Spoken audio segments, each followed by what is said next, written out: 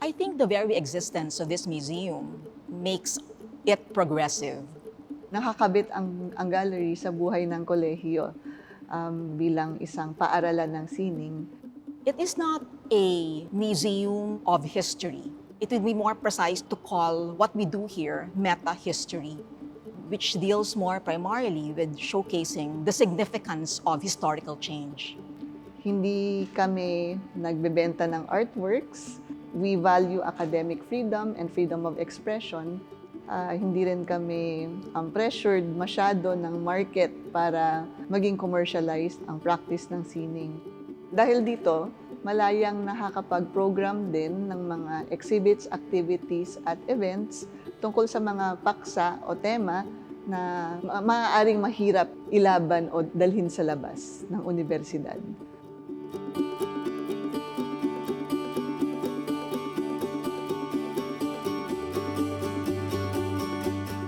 I am Professor Hani Libertine Achanzar Labor. I am currently the Special Assistant to the Chancellor for the UP Manila Museum of the History of Ideas.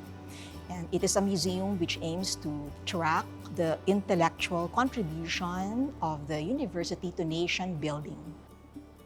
It's not something that you usually see when you go to a museum. The usual focus would be the artifacts, but in our case, we speak of artifacts as the basis for the memory of the ideals that we get to showcase in our museum. The UP School of Fine Arts to the UP College of Fine Arts across our history, we had a huge role to play in diversifying what our idea of what art is. We started from a school of art that embraced both the conservative and modernist modes of making and production in our history. We also embraced different practices from conceptualism to social realism to many forms of expression across our history. Ako po si Lisa Ito Tapang, Assistant Professor ako sa Department of Theory ng College of Fine Arts at ako po yung kasalukuyang curator ng UP Fine Arts Gallery. Ang UP Fine Arts Gallery, ito yung creative compound tsaka exhibition space na official ng UP College of Fine Arts. Kilala rin ito bilang parola or lighthouse kasi we stand also as a metaphorical lighthouse dito sa ating universidad.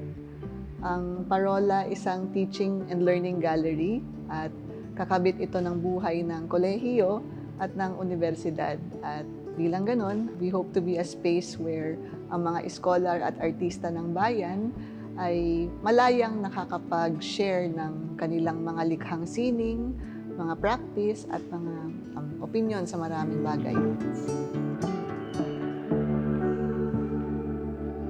We know for a fact that UP is the first secular university in the country, meaning to say it is the first university that is not under the jurisdiction of any of the religious congregations. But more than that, the fact that it is a secular university, it became more accessible to the Filipino people.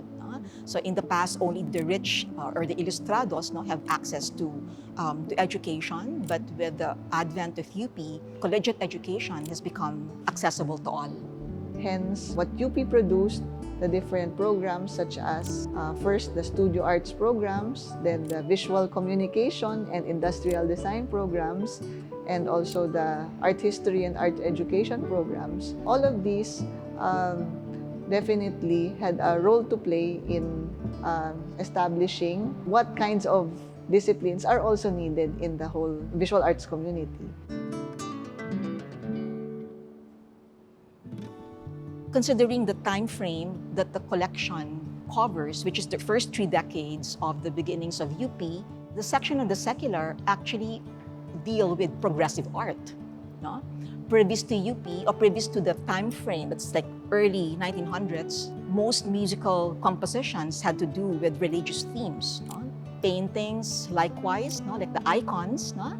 Not that they are not beautiful, they are beautiful, but we are saying that it is during that period when one of the first colleges that was established when UP came to existence was the UP College of Fine Arts.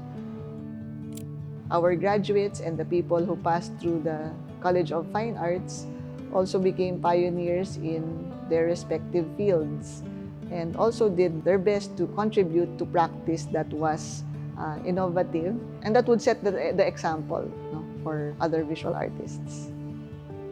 I teach art history and art theory here at the college, and definitely it shapes yung curatorial practice ko because the study of art history teaches us that beyond the works of individual artists, there are movements, there are collectives, and there are institutions that comprise our experience of art. At mahalaga na kasama yun sa ating pinag-aaralan at pinalalakas. Among the works featured in the gallery on the secular, Fernando Amorsolo, many of his themes revolve on things of the everyday, like planting rice, and Nicanor Abelardo, no, who worked on the Condiman, no? And again, music of the everyday, zarzuelas, no? And definitely a far cry from the previous usual themes of religion and things related to it. The museum has 6 galleries, no? And each of these galleries showcase the main contribution of UP to nation building. The pandemic caused the museum to close. We have continued to be, no? We haven't exactly ceased to be, rather, no? But we are looking forward to be more present, no? As soon as we open this, November. And of course, since we are a university museum, our task primarily is to make the collection accessible to the community for further research. No? So our collection is not there just to be seen, no? but they are supposed to be seeds, no? Or material for research and new knowledge. Ang EDSA DOPS.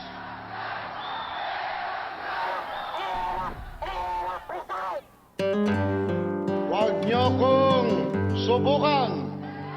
It was the year of the campaign to impeach and then oust President Joseph Estrada. So definitely, maraming talakayan, maraming mga actions na nangyayari dito sa campus. And as an art student, one of the things that caught my eye was the effigies that were being made for the big demonstrations of the time. Doon ako naging interesado kasi bakit ito naging sining, bakit malaki yung effort na binibigay ng mga artist at ng mga organizations sa paglikha ng mga malalaking works na ito na susunugin lamang. Nakakakita din ako ng mga exhibits which featured the works of the social realists in Philippine art. So that included the exhibit titled Hardware in the early 2000s, which was featured at the UP Vargas Museum. Yung exhibit na yon, I remember it had a huge impact on me kasi isa yun sa unang exhibition ng mga social realist na artist na nakita ko. One of the works there was the work of Cap Reyes that was over 20 years ago. And that same work is exhibited also now today in the regrouping of Abay here in Parola. So doon nagsimula yung interest at yung curiosity over socially engaged art.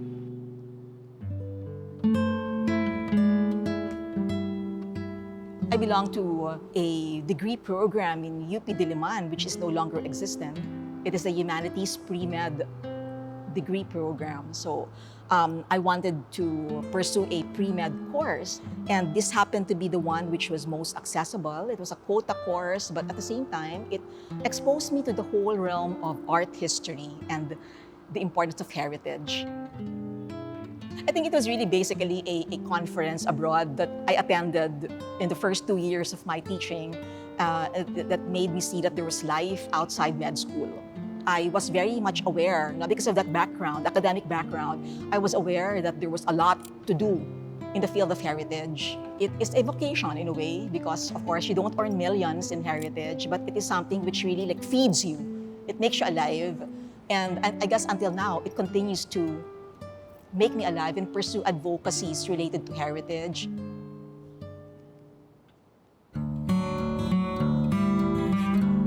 As the National University, UP and all of the units in the UP system collectively constitute a cultural network of galleries, museums, cultural centers, and spaces for reinforcing and fostering the shared culture of nationalism all across the Philippines. First, it has that responsibility as the national university to contribute to our collective sense of nationalism. And second, UP being funded by the people's money has a responsibility to foster a culture which is pro-people and progressive. Laging tinatanong yung phrase na para kanino ang sining. At ang UP ay isa sa mga institutions which culturally are in a good position to ask that question again and again, not just of others but also ourselves.